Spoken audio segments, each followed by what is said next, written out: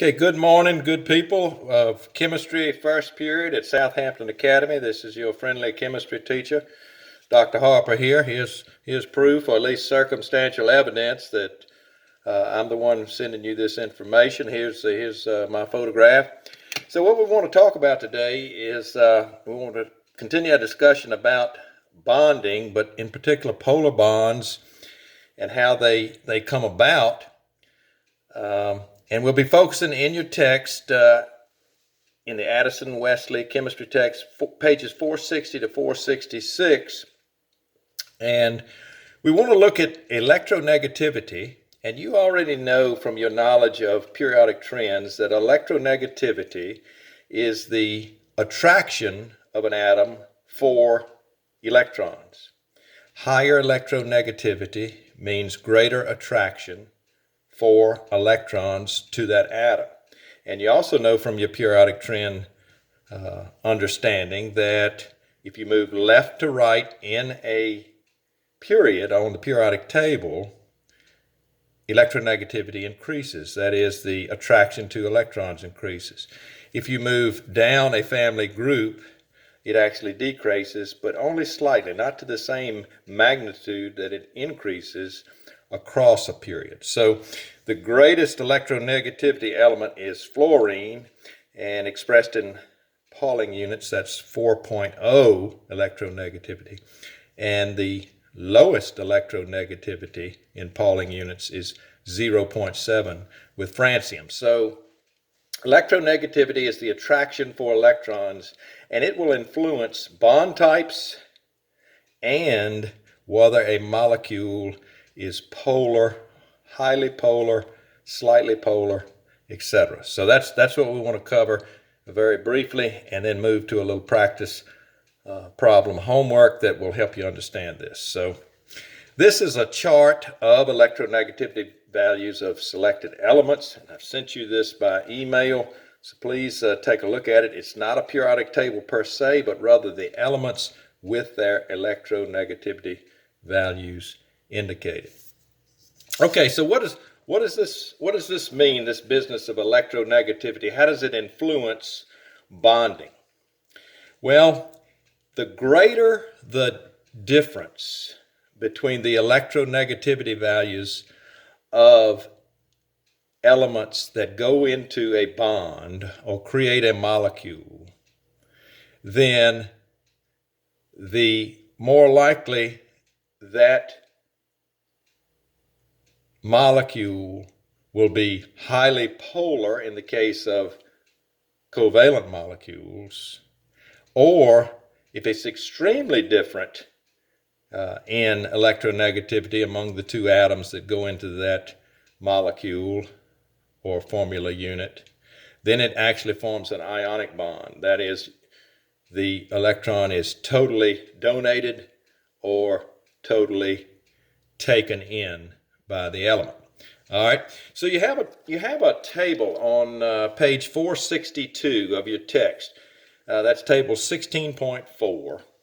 And on that table, the point that it's making is if the electronegativity difference between the elements that are going into that diatomic compound are of a certain range, then we can categorize the type of bond that we have.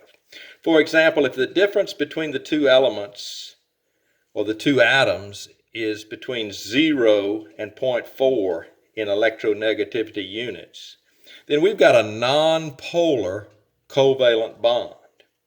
And a good example that you're using in the text is hydrogen bonded to hydrogen. We know that's how it exists, as the H2 diatomic molecule in nature in most cases. Well, hydrogen has electronegativity of, let's go back to our table here, 2.1. But both hydrogens here are 2.1. The difference between those two electronegativities is nothing, right? So we have a totally non-polar covalent bond when we have diatomic hydrogen molecules. Okay? How about something like hydrogen bonded to chlorine. That would be hydrogen monochloride, or more commonly known as hydrochloric acid. In this case, we've got chlorine. Let's go back to the electronegativity situation. We've got 2.1 electronegativity for hydrogen, and for chlorine we're looking at 3.0 electronegativity. They are fairly close together, but they are somewhat different. 0.9 is the difference in electronegativity between those two. That's giving us a situation where this is moderately polar covalent bonding, okay? That's what we're looking at here. So the H2 was nonpolar. The HCl is moderately polar. And then we can look at something like hydrogen fluoride or hydrogen monofluoride. Here we're looking at hydrogen again with 2.1 electronegativity, fluorine, the most electronegative element, at 4.0. So here we're looking at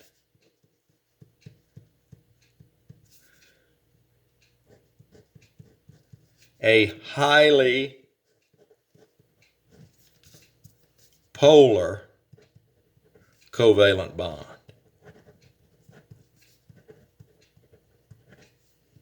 All of these previously also are covalent bonds.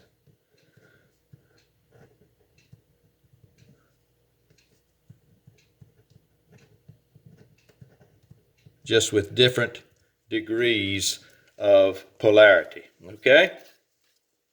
What that's saying is when we have these polar covalent bonds, and let's look at the one that's highly polar, that means that fluorine is much more electronegative than hydrogen, right? And so these electrons, while they're shared, or this electron, while it's shared to bond the two together, it spends more time on the fluorine side. There's a lot more negative on this side of the molecule versus this side. So we've got a slightly positive and a slightly negative side to the hydrogen monofluoride molecule that we have here. And then finally, if we look at a couple of elements like something real common to us every day, sodium, 0.9 in electronegativity, and chlorine at 3, boy, they're really different in electronegativity here. The difference between those two electronegativity values is greater than 2. In this case, we're not even dealing with a covalent or molecular compound. We know right off the get-go that we are dealing with an ionic compound. So think about these distinctions in electronegativity between the elements that go into making some of these diatomic compounds, and understand how some of them could be highly polar and some of them could be moderately polar or even non-polar, and others would be a complete donation of electron or a complete taking of an electron, and in that case we're dealing with ionic compounds. With your understanding of that, go to page 462 and let's do as practice homework numbers 19 and 20. Okay? And in doing this, let's not take a photograph of those. I'm going to send this to you by email in the morning, but let's not do these as a photograph return to your instructor. Just simply respond to the email, and you can type in these answers. They don't require a lot of calculations. You can just make those responses. So type those right into an email back to me. You'll get that assignment in both RenWeb and by email. You have these electronegativity values here, will be embedded in an email to you. You have this table right here to help you understand how the types of compounds that will form. And so I look forward to you gaining a better understanding of this. So with that, I'm going to sign off. I'm going to remind you to not waste your time or not waste your family's resources. Wishing you the best. Feel free to email or call me at any time with any questions. Take care.